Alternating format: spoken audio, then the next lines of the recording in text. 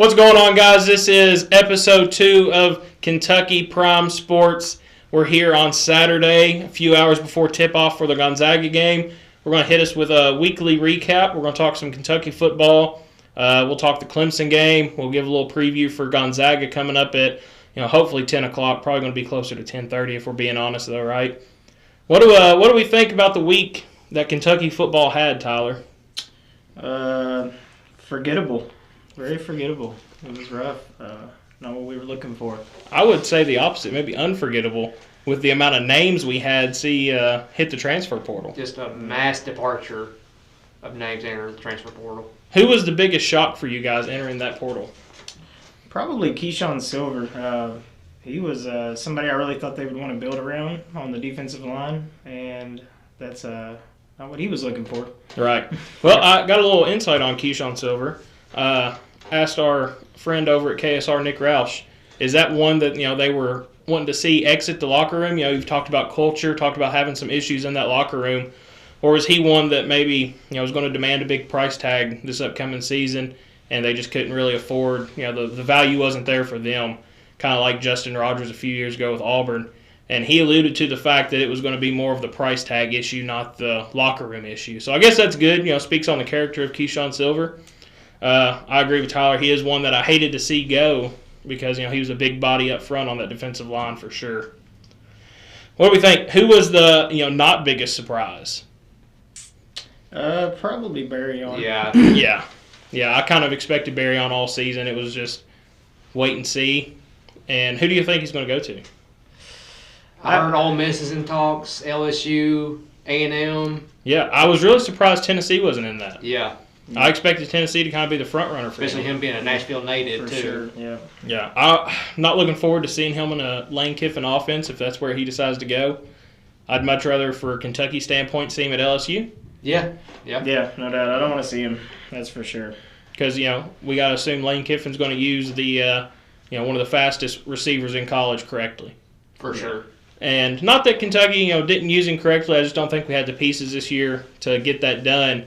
But it was sad to see, some of our core guys like that, 3-year starters in the SEC, and Dane Key and Barryon Brown, transfer out of the program. Especially Dane Key, being a Lexington guy. I was very surprised to see him enter the transfer portal. I thought for sure he would either stay for his senior year or enter the NFL draft. I did not suspect a transfer being an option. Yeah, I was, it was 4th-round draft pick is what I heard. Yes. Yeah. But, if he comes back, or not comes back, but transfers somewhere, plays himself into maybe, 2nd, 3rd round, more money on the table.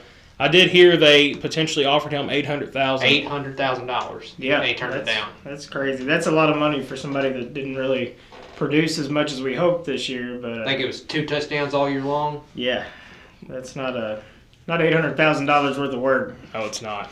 One thing, though, as bad as I hate to say it, a lot of our unnecessary penalties this year, Barryon Brown, Dane Key. Killed No us. doubt. So, hate to see them go, but at the same time, maybe it was time to move on. Yeah. Just kind of re-energize that wide receiver room. Speaking of the wide receiver room, lose Kel Shorts to Nebraska. That was one Mark Stoops didn't seem super happy about. He actually mentioned, he told me he was going to stay 2 years, and here we are. Yep. Seems Mark Stoops has that problem with any type of offensive coach. Hey, I'm going to stay 2 years, and then Yeah. He alluded to the buyout was supposedly pretty hefty too, and they were willing to pay that, so that could be a little more money into the program. One good way to look at it, I guess. always need money. Yeah, always need money. That's one thing about all these transfers we've had. We have Yeah. freed up a ton of money. So a much. lot. I mean, Deion's going to the NFL. He declared for the draft.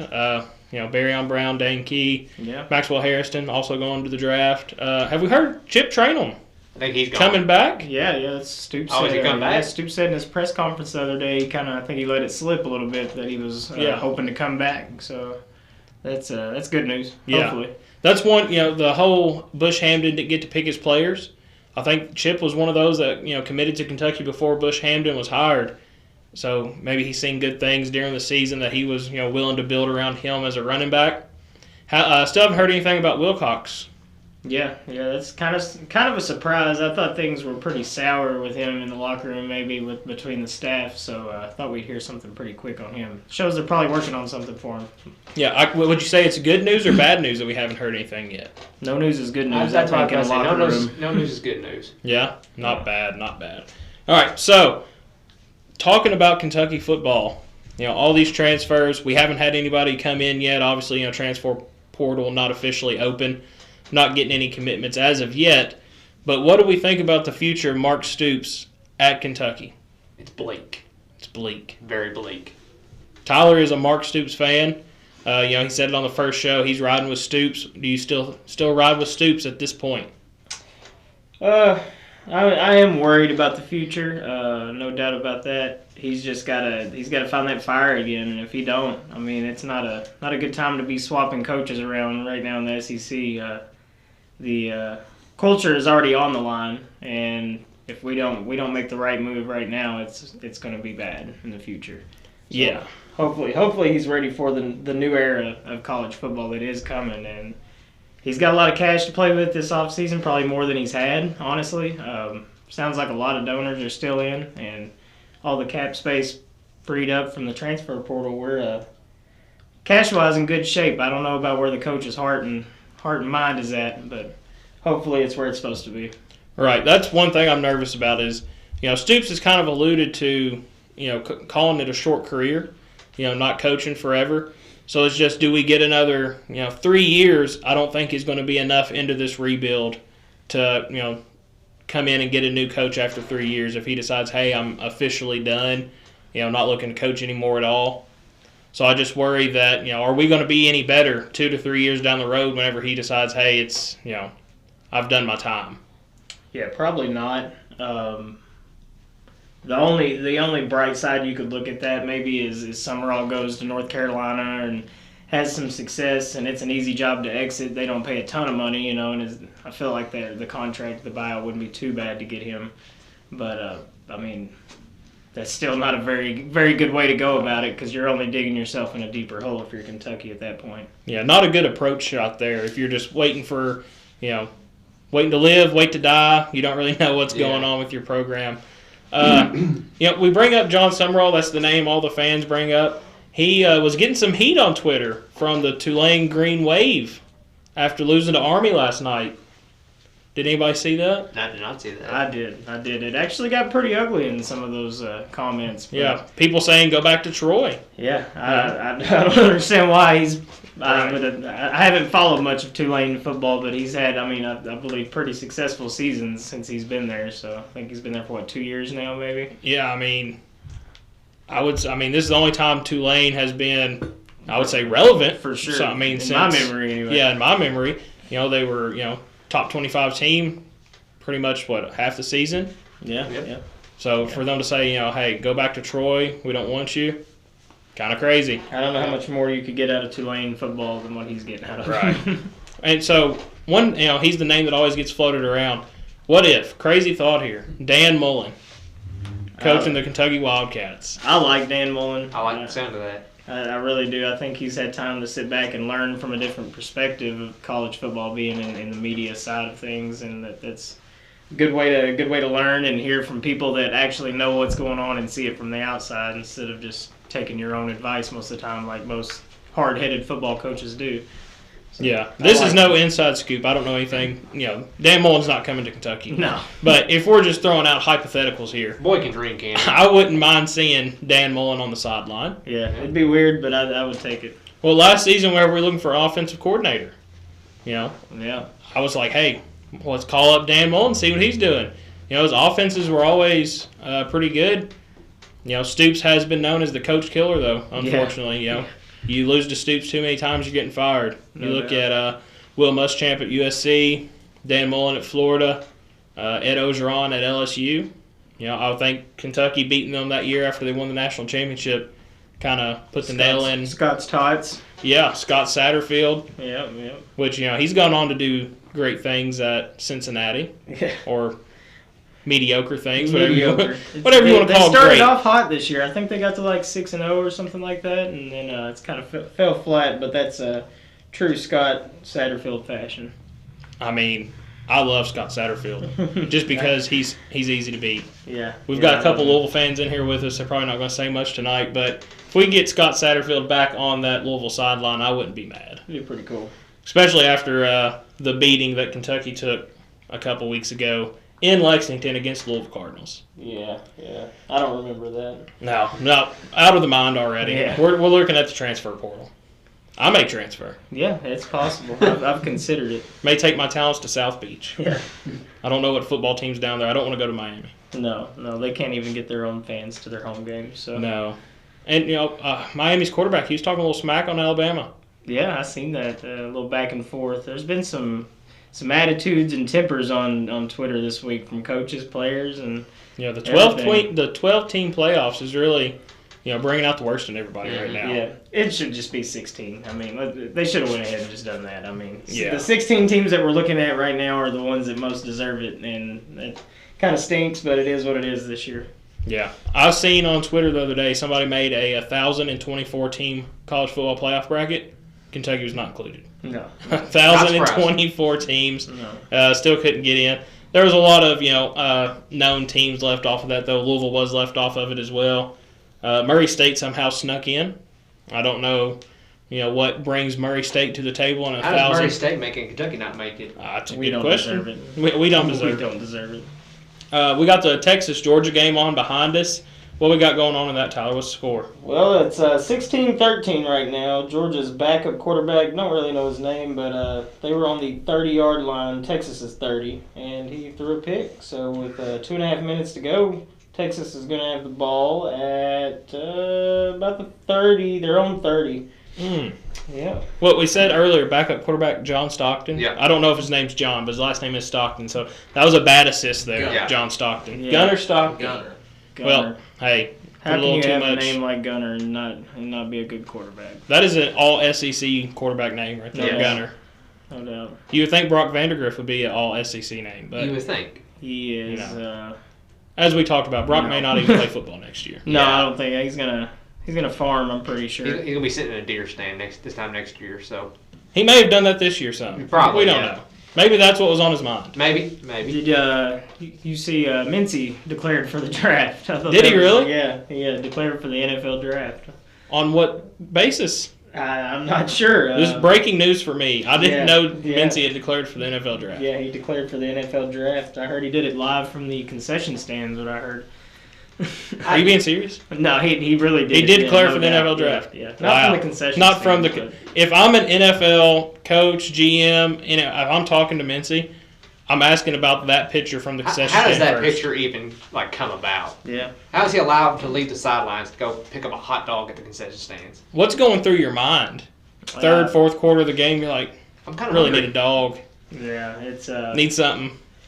And I heard Max on KSR actually say that they had pretty good snacks in the halftime break, for options for them to have, and he said he wasn't sure why, and he had never seen that from a teammate. So That's crazy. I mean, at least go to one of the water boys. yeah, Hey, go get me a snack, please. Yeah, you let know. me glizzy real quick. Yeah. You don't go out there yourself No. in jersey. I mean, I don't care if you're in sweatpants or not. You just bad look. My question is, how did he pay for it? Was he just keeping his wallet in his He's got the pants? wallet on the sideline. Well, he wasn't in. Yeah, he in wasn't street dressed. He clothes. wasn't He dressed. had his uniform over a hoodie, I believe. But yeah, he was out, which is no different than what he's done all year. Yeah. In, out, not And, really noticeable. Yeah, I don't know if concession stand workers, notice. Hey, that's Mincy. Yeah. I think if I'm checking him out, I'm like, brother, what are you doing? Shouldn't he be on the sidelines? Yeah, game's over.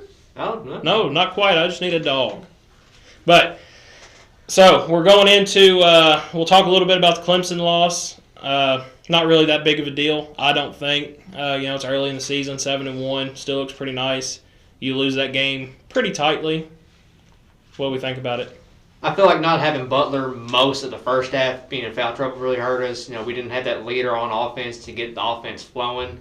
Yeah. Kerr obviously struggled all night long, so not having Butler run the point really hurts us. Yeah, it does. Has anybody seen Butler's status for tonight? I was just trying to scroll through a little bit and see if anything had been said yet, but there's I've seen out. I've seen he's playing. Last I heard, the ankle was a problem, but they're hopeful for tonight. I'm hopeful for tonight as well. Yes. Yeah. If he don't play, we're beat. Yeah, no doubt about it. That's one thing. Coming into the season, everybody talked about Lamont Butler's defensive abilities. He's a defensive dog. Yeah. And you've seen that. But I've been really impressed with his offense. Yeah, if he gets his shoulder past the guy, it's a wrap. He's gonna lay it up. I mean, he looks like a stocky John Wall. Yeah, a little bit. Dude can get to the basket. He can get to the basket. How tall is he? Ooh, probably. I know. I'm getting fact checked. 6'2". 6'2"? No. John Wall was 6'4", so if Lamont Butler's 2 inches taller, that's a bad man. Yes. Yeah. I mean, he's still really good. No disrespect to the height at all. He's 2 inches taller than I am. Yeah. So I know how it feels driving in there, getting blocked like that. I think he plays like a lot like Chris Paul too. A lot. He likes to be in the lane a lot. He likes the little floaters and then getting by people real easy. And he can hit the open three. So that's what I was about to say. His 3-point shot has been there as well. If he's open, he's taking it. Yeah. And I'm not mad at that shot. His release is a little slow, but I mean, if it's open, it's usually in. Yeah. Kind of like Kirk Risa. Yeah. He's been jacking up the threes lately. We found out, he was 3 points away from 1,000 points on his career. Yeah. So, it kind of makes sense jacking the threes up, but I don't feel bad whenever he puts them up. No, I like that. Every one he pulls, I feel like it's going in. Yeah, we've not seen that for the last 2 games. It feels like. It seems like everyone's a brick, but I still don't hate the shot. He's one of those guys, he can go out and create his own. For sure. His energy that he brings to the floor, insane. Yeah. I love watching Kirk Risa. He did get put in a blender a couple times on defense against Clemson. That guy was 50 years old. Yeah. He's been playing basketball. Somebody get that guy's birth certificate. You got to see that. And I think we just got to do a better job on help. I don't know if that's communication or just, not paying attention. Yeah. But I think we could help him a little bit more on defense, and that would help his plus-minus, because I think it was terrible. Bad. Yeah, like minus 21. If Butler doesn't play tonight, you almost got to think maybe putting Jackson Robinson or Otega Owe running the point. Yep. Yeah. I mean, I wouldn't be mad at that at all. I know earlier in the week, Mark Pope said we may see some Travis Perry if Lamont Butler's not able to go. I like Travis Perry. My heart is for it. Okay. My brain is not. Yeah, I just don't think he's. But maybe you don't throw him to the fire against Gonzaga. Yeah. I think he'd be a massive defensive liability. And honestly, at the end of games, he's kind of frantic with the ball when he's gotten in against like mid majors, and maybe that's just a nerves at the end of the game thing. Maybe he would settle in a little bit better with more playing time. But I don't think it'd be good. I think we were a little spoiled. Seeing Reed Shepherd come in, a Kentucky kid, and just light it up like that. So we kind of expect, Travis Perry, Trent Noe is going to do the same thing. And, how often does that happen? We've seen a lot of freshman teams under Calipari come in. It takes some time to grow. And especially, with this Mark Pope offense, you're not going to have to play all freshmen for 38, 40 minutes a game. So I think, they get valuable experience this year. I don't think we have to worry as much about the transfer situation as we did under Cal, because Pope can sell these guys on, hey, we've got a system here. Mm-hmm. We're not about getting guys to the NBA draft anymore. You're going to play for Kentucky, and then all the great things that happen after that is because of the system that we've put in place for you here. Right. Yep. We're always going to be in the spotlight no matter what. I mean, you're gonna get seen and noticed no matter what, and he's going to put you in a position to if you're doing your job, good things are going to happen for you, and if you're not, that's on you. Yeah. Which, talking Clemson loss, SEC goes 14-2 in the SEC ACC Challenge. That would have been nice to get a 16-0 sweep. Thanks Auburn for not making us be the only one. Appreciate that. Yeah, that's good looks. That was a tough game for them going down to Cameron Indoor though. Yeah. Playing Duke. That's such a wild environment. It's hard for any team to go down there and win. And this is a complaint that you hear any Kentucky podcast, any Kentucky media personnel. Rupp Arena has to get like that. That lower arena, it's dead. It's dead. Yes, no enthusiasm whatsoever. Yeah, no. I'm glad you said that, because when we played Clemson the other night, I don't know if you guys noticed, but their student section was on, I think, both sides of the court and then one end zone, and it went probably 8 to 10 rows up. It wasn't nothing crazy, but then they had people who were like clearly donors just in chairs on the floor. And I think if we could do something like that at Rupp, it would just be a total game changer for us, and it keeps the high donors, it keeps them pleased, and they get to be down there on the floor and on TV, which they deserve. They pay plenty of money and do a lot for the program. So I think there's definitely a middle ground because our atmosphere is dead. It is. I mean, it's crazy. You hear it after every Kentucky basketball game at Rupp Arena. Hey, I'm standing up, I'm clapping, I'm cheering on the team. And this old woman behind me says, "Hey, sit down, I can't see." Yeah. Or the other night on the KSR postgame show, somebody's watching Dancing with the Stars in the crowd on their phone, volume all the way up. If you want to go watch Dancing with the Stars, I don't hate it. Just do it at home. Do it at home. Don't do it at the Kentucky basketball game. Yeah. That's just not. That's not what we're there for. Yeah. That's probably somebody's wife. She got drugged to the game and didn't want to really watch it at the end of the day, but still, that seat could have went to somebody else. Maybe bring the AirPods. Yeah. I'm not a component for playing your videos full volume in public. Yeah. That's just me. I'm not a big fan of that. I went to the WKU game. I think it was last Tuesday or maybe the Tuesday before. I stood up maybe twice, right when the game started, and maybe the start of the second half. Yeah. Just because everybody else around me was sitting down, I felt kind of bad just for standing, in front of people that are paying for these tickets. Yeah, if you've never been to a Rupp Arena game and sat in the lower bowl, the eyes you feel on you, if you show any type of emotion, is crazy. For sure. You almost want to sit in the uppers to at least get with, somebody that's going to cheer. Get with the enthusiasm. Yeah, get with the enthusiasm. Not a bad seat in the house in Rupp. Not a bad seat. No, but if you have the opportunity to get lowers, that's an experience you want to take. Yeah. But then you go and the experience is not what it should be. Right. So Rupp Arena, we've really got to work on that. I don't know who that needs to go to. I feel like ticket prices need to drop so younger people that are more enthusiastic can afford those lower level tickets. Yeah. But I guess that's what you get when you're one of the premier college basketball programs in the country. Ticket prices are going to be high, but we got to work on getting the enthusiasm up in Rupp. So, with that being said, what we got? Georgia, Texas. What's going on now? TV's behind me, can't see it. Got 41 seconds left. First and 10. Texas has got the ball on the Georgia 29.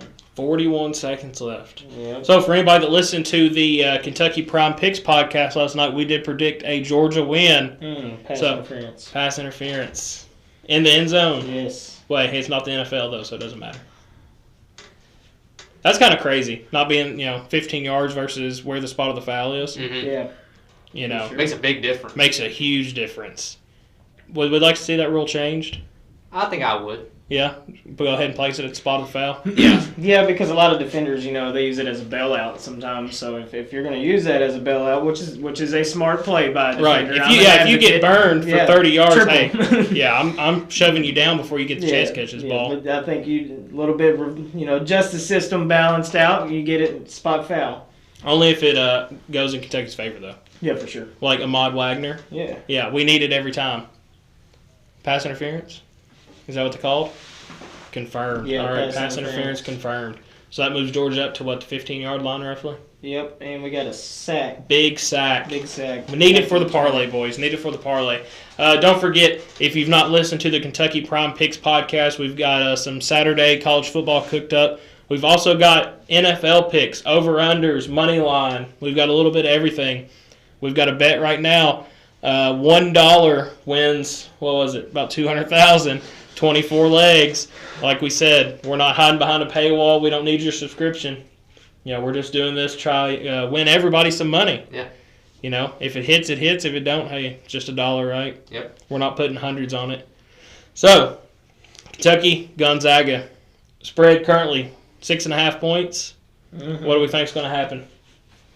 I think we're going into what would be a rowdy atmosphere. Now, this game, timeout, sorry to cut you off, not actually in the kennel. Right, yep, no. They want to Supersonics used to play, isn't it? Yeah, it's at the Spokane Center? Yep. Is that what it's called? Yeah. Yeah, so, don't get me wrong, probably right down the road. Yeah, it's not far.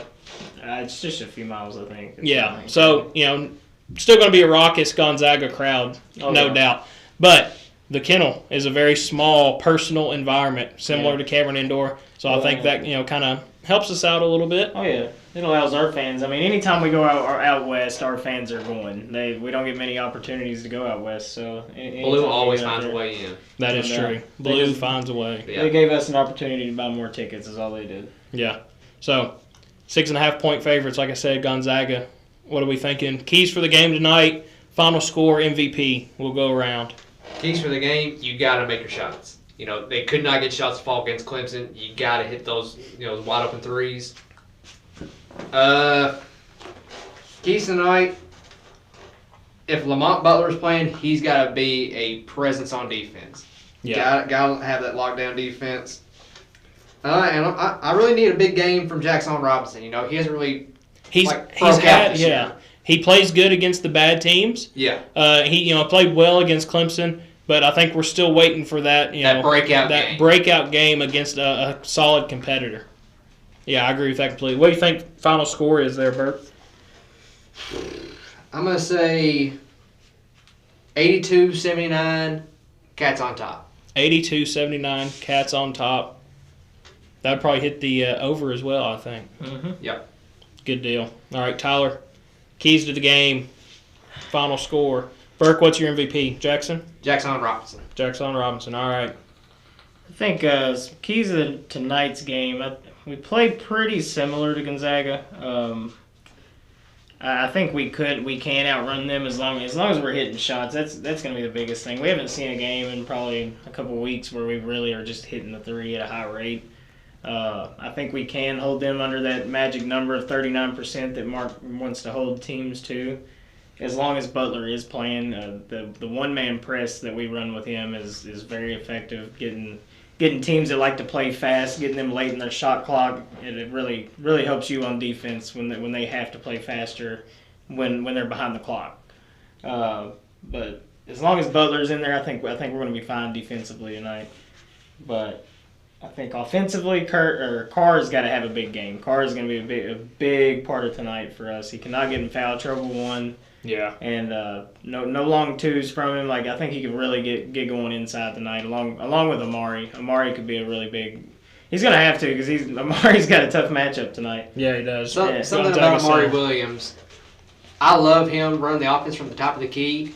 But if he takes more than 2 dribbles, I'm going to throw my phone through the TV. Please stop doing that. Please stop dribbling. I agree. Loose with the ball. I really like him.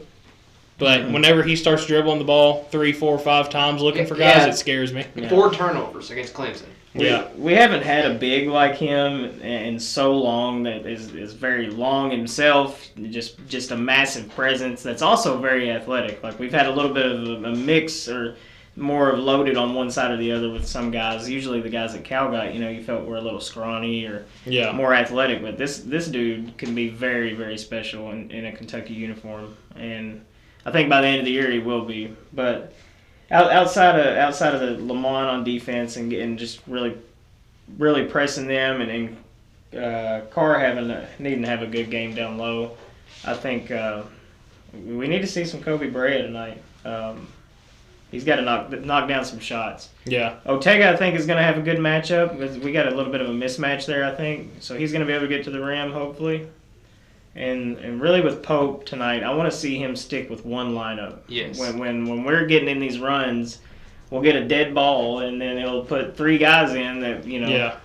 Changes the game. It really does. And I'm sure he's got some, nerd behind him telling him that this guy's got to do this and we need to pull this guy and all that's well. But sometimes analytics are analytics and the game is a game. And when we're flowing, let's just let it roll. Yeah, like Clemson, we got on that 9-point run. And then subbed. And then Clemson goes on a 10-0 run. It just kills that rhythm when he does that. That was the game right there, literally. I mean, I know it was early when that happened, but that was the game. Yeah, it was. So what do we think final score, Tyler? Final score MVP. I went back and forth on it all week. If Lamont Butler is playing, I think Kentucky actually we've been cold, 3 or 4 games in a row now, kind of. So I think we're due kind of for a hot night. So if Lamont's playing, I'm thinking Kentucky's probably about 80. I'll say 89, 72 in that range is what I'm gonna say. And on the MVP, This is tough because there's some guys that need to have big games, but they got big matchups, and I like Ortega tonight in his matchup. So I'm going to take Oweh. I'm going to take Oweh for MVP. Oweh, dude, that's been a guy that I've loved watching all season. Big surprise, too. Huge. Thought we were getting defense, and we got offense and defense. Yeah, he's great. Definitely our best to the basket right now. I mean, I think it'll end up being Jackson at the end of the year, but right now it's Ortega. Yeah. So I think I seen something earlier. Kobe Bryant still shooting 60% on the season. If you're shooting 60%, you're not shooting enough. Right. Yeah. He needs to. He's getting good shots up. Keep putting them up. Yeah, just let him rip. I think he's what everybody wanted Kellen Grady to be a few years ago, and so I think he has a real possibility to change the game. Keys to the game for me, I think, like Burkhead said, we got to shoot the ball well. We've not shot the ball well the last couple games. We've got to come out and shoot, 36, 37, 40% from three. That'd be great. We've got to make sure whenever we're getting into the paint, we're making those shots as well. Right. That's been one thing. We're getting good looks at the basket, but just not converting on those looks. Make sure you're rebounding. A good old Cal saying, both hands, right? Mm-hmm. Yeah. Want both hands on the ball. Yeah. That's one thing that we've kind of struggled with, rebounding the basketball. Final score, I think this is a little lower scoring than we think. I think because I watched Gonzaga earlier in the year when they played West Virginia. That was a March Madness game. Yeah. I mean, that was a heck of a game. A really good one. One thing that happened, though, the West Virginia coach's son, don't know his name, at the end of the game and in overtime, he took the game over. Yeah. So I think we have a takeover game tonight from Oweh. I think at the end of the game, he starts looking for his own shot, creating a shot, starts making baskets. I think Kentucky wins it, maybe 74-69. Something like that. And I'm also going to give my MVP to Oweh. Yep. Big Oweh fans here for sure. No doubt. Anybody else got anything, comments, concerns, or ideas? We can shout out to Mark Pope real quick, about 2.5 hours before tip-off. No. Free throw I think it's time percentages. to... We need to. Yes. Oh, yeah. Oh, yes. Being 60%. Gib hasn't talked the entire podcast, but brings up the best point. Free throws have been terrible. What was that you just saying, Gib? What was the percentage? I think it was like 61.1% from free throws. And then 12 turnovers also hurts. Like, we got to secure the ball a little bit better and, get points off of turnovers. I think we had like 4 off of turnovers that we had. We got to learn to score in transition easier. 7 for 27 from three-point range. That's 25.9%. That's got to go up. Against Clemson? Yes. Yeah, if we make our free throws, and that's one thing you kind of assume these older, more experienced teams are going to do, come in and make free throws. If we make our free throws against Clemson, we win by, 4 or 5? Yeah. Easily. So, you got to make free throws. That's a good point, Gib. That's why we have him on the show. Yeah, good job, Gib. That was a really good job you did today. Appreciate it. Hey, I do my best, He's locked in. I might say a one-liner, but it's a good one-liner. I think something else I'd like to see too is Pope talks about if you're listening, Coach Pope, actually talking directly to you here. We'll tag you in it. Yeah, we'll hit you up. But talks about wanting to shoot 35 threes a game, and we really haven't seen that. No, we've not hit that number. No, I'd really like to see that tonight. Actually, I'd make this a track meet. Obviously we're a little biased, but I really don't. Outside of Auburn, I don't think there's a team when we're on a pace like that could hang with us in the country. Yeah, let it fly. That's what we were doing at the beginning of the year, and it was working. Yeah, I know it's much less competition, but shooting at the end of the day. Shooters got to shoot. Shooters got to shoot. Players play. Winners win. Cheerleaders cheer. Yep. Cats losing football. All right, guys. We don't have anything else for you tonight. Hopefully, Kentucky's able to get a victory tonight against Gonzaga. Out on the West Coast, game scheduled for a 10 o'clock tip-off on the East Coast. Mm-hmm. Probably more like 10:30. Yep. You all have a good night. Don't forget, check out the Kentucky Prime Picks podcast for all your college NFL locks. We're going to be coming back at you next week for our NFL picks. Everybody have a good night. This is Kentucky Prime Sports. Go Cats. Go Cats.